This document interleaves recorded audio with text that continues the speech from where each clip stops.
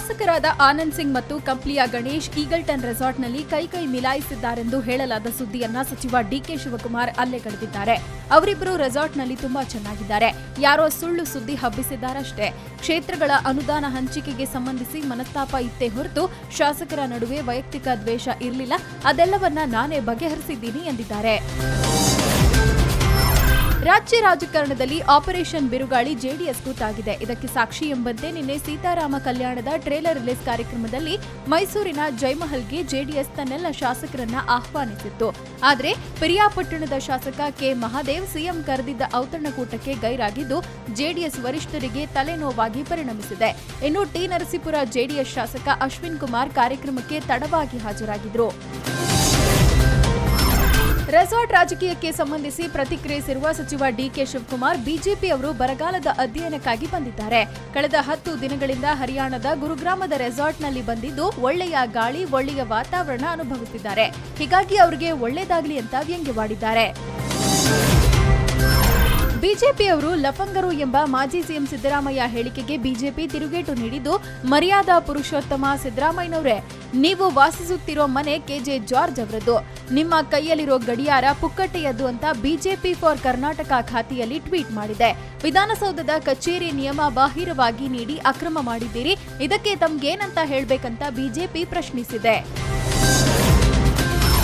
ಲೋಕಸಮರಕ್ಕೆ ರೆಡಿಯಾಗ್ತಿರೋ ನಟ ಪ್ರಕಾಶ್ ರೈ ಬೆಂಗಳೂರು ಕೇಂದ್ರ ಲೋಕಸಭಾ ಕ್ಷೇತ್ರದಿಂದ ಚುನಾವಣೆಗೆ ಸ್ಪರ್ಧಿಸೋದಾಗಿ ಘೋಷಿಸಿದ್ದಾರೆ.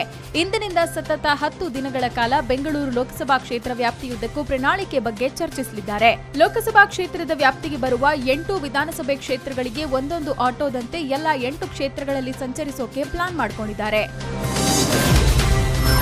ಹಿರಿಯ ನಟಿ ಭಾರತಿ ವಿಷ್ಣುವರ್ಧನ್ ಹಾಗೂ ಅಳಿಯ ಅನಿರುದ್ಧ್ ಇವತ್ತು ಸಿದ್ಧಗಂಗಾ ಮಠಕ್ಕೆ ಭೇಟಿ ನೀಡಿ ಸಿದ್ಧಗಂಗಾ ಮಠಾಧೀಶ ಡಾಕ್ಟರ್ ಶಿವಕುಮಾರ ಸ್ವಾಮೀಜಿಯವರ ಆರೋಗ್ಯ ವಿಚಾರಿಸಿದ್ರು.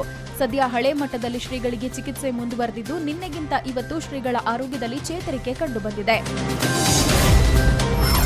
ಇವತ್ತು ನಟ ದುನಿಯಾ ವಿಜಯ್ಗೆ 45ನೇ ಹುಟ್ಟುಹಬ್ಬದ ಸಂಭ್ರಮ. ವಿಜಯ್ ಹುಟ್ಟುಹಬ್ಬವನ್ನು ಆಚರಿಸಿಕೊಳ್ಳೋಕೆ ವಿಜಿ ಮನೆ ಮುಂದೆ ಅಭಿಮಾನಿಗಳು ಜಮಾಯಿಸಿದ್ರು. ಕೆಲ ಅಭಿಮಾನಿಗಳು ಯಾದಗಿರಿಯಿಂದ ಪಾದಯಾತ್ರೆ ನಡೆಸಿದ್ರೆ ಇನ್ನೂ ಕೆಲವು ಅಭಿಮಾನಿಗಳು ದಾವಣಗೆರೆಯಿಂದ ಸೈಕಲ್ನಲ್ಲಿ ಬಂದಿದ್ದಾರೆ. ಅಲ್ಲದೆ ದುನಿಯಾ ವಿಜಿ ಫ್ಯಾನ್ಸ್ಗೆ ಇವತ್ತು ಡಬಲ್ ಧಮಾಕ. ವಿಜಿ ಅಭಿನಯದ ಸಲಗ ಚಿತ್ರದ ಮೋಷನ್ ಪೋಸ್ಟರ್ ರಿಲೀಸ್ ಆಗಿದೆ. ಈ ಬಗ್ಗೆ ವಿಜಯ್ ಟ್ವಿಟರ್ನಲ್ಲಿ ಪೋಸ್ಟ್ ಮಾಡಿದ್ದಾರೆ. ಸಿದ್ಧಗಂಗಾ ಶ್ರೀಗಳ ಆರೋಗ್ಯದಲ್ಲಿ ಚೇತರಿಕೆ ಕಂಡು ಬಂದಿರೋದು ಖುಷಿಯಾಗಿದೆ. ಡಾಕ್ಟರ್ ಶಿವಕುಮಾರ್ ಶ್ರೀಗಳಿಗೆ ಭಾರತ ರತ್ನ ನೀಡಬೇಕೆಂಬ ಮನವಿಗೆ ನನ್ನ ಬೆಂಬಲವಿದೆ. ಅದೊಂದು ಶ್ಲಾಘನೀಯ ಕೆಲಸ. ಎಂತೆಂಥ ಸಾಮಾನ್ಯ ವ್ಯಕ್ತಿಗಳಿಗೆ ಭಾರತ ರತ್ನ ಕೊಡ್ತಾರೆ. ನಡೆದಾಡುವ ದೇವರಿಗೆ ಭಾರತ ರತ್ನ ನೀಡ್ಲಿ ಅನ್ನೋದು ನನ್ನ ಆಶಯ ಅಂತ ಕಿಚ್ಚ ಸುದೀಪ್ ಹೇಳಿದ್ದಾರೆ. 2.0 ಚಿತ್ರಕ್ಕೆ ಆಕ್ಷನ್ ಕಟ್ ಹೇಳಿದ್ದ ನಿರ್ದೇಶಕ ಶಂಕರ್ ಇದೀಗ ಇಂಡಿಯನ್ ಪಾರ್ಟ್ 2 ಸಿನಿಮಾದ ಮೂಲಕ ಘರ್ಜಿಸೋಕೆ ರೆಡಿಯಾಗಿದ್ದಾರೆ. 1996ರಲ್ಲಿ ತೆರೆ ಕಂಡಿದ್ದ ಇಂಡಿಯನ್ ಸಿನಿಮಾದ ಸೀಕ್ವೆಲ್ ಇದಾಗಿದ್ದು 23 ವರ್ಷಗಳ ಬಳಿಕ ಮತ್ತೊಮ್ಮೆ ಕಮಲ್ ಹಾಸನ್ ಮತ್ತು ಶಂಕರ್ ಒಂದಾಗಿದ್ದಾರೆ. ವಿಶೇಷ ಅಂದ್ರೆ ಈ ಸಿನಿಮಾದಲ್ಲಿ ವಿಲನ್ ರೋಲ್ನಲ್ಲಿ ಆಕ್ಷನ್ ಕಿಂಗ್ ಅಕ್ಷಯ್ ಕುಮಾರ್ ಕಾಣಿಸಲಿದ್ದಾರೆ. ಇನ್ನು ಈ ಸುದ್ದಿ ಸಿನಿ ರಸಿಕರಲ್ಲಿ ಭಾರೀ ಕುತೂಹಲ ಮೂಡಿಸಿದೆ. ಕವಿರತ್ನ ಕಾಳಿದಾಸದಲ್ಲಿ ಶಕುಂತಲೆಯಾಗಿ, ಸಂಗೊಳ್ಳಿ ರಾಯಣ್ಣ ಚಿತ್ರದಲ್ಲಿ ಕಿತ್ತೂರು ರಾಣಿ ಚೆನ್ನಮ್ಮಳಾಗಿ ಮಿಂಚಿದ್ದ ಬಹುಭಾಷಾ ನಟಿ ಜಯಪ್ರದಾ ಮತ್ತೆ ಕನ್ನಡ ಚಿತ್ರರಂಗಕ್ಕೆ ಎಂಟ್ರಿ ಕೊಟ್ಟಿದ್ದಾರೆ. ಎಂಎಸ್ಎನ್ ಸೂರ್ಯ ಆಕ್ಷನ್ ಕಟ್ ಹೇಳ್ತಾ ಇರೋ ಸುವರ್ಣ ಸುಂದರಿ ಚಿತ್ರದಲ್ಲಿ ಮಹಾರಾಣಿ ಪಾತ್ರದಲ್ಲಿ ಜಯಪ್ರದಾ ಗಮನ ಸೆಳೆಯಲಿದ್ದಾರೆ. ಇನ್ನು ಚಿತ್ರದಲ್ಲಿ ಸಾಯಿ ಕುಮಾರ್, ಅವಿನಾಶ್, ರಾಮ್ ಸಾಕ್ಷಿ ಸೇರಿದಂತೆ ದೊಡ್ಡ ತಾರಾಗಣ ಇರಲಿದೆ. ಚಿತ್ರಕ್ಕೆ ಸಾಯಿ ಕಾರ್ತಿಕ್ ಸಂಗೀತ ನೀಡಿದ್ದಾರೆ.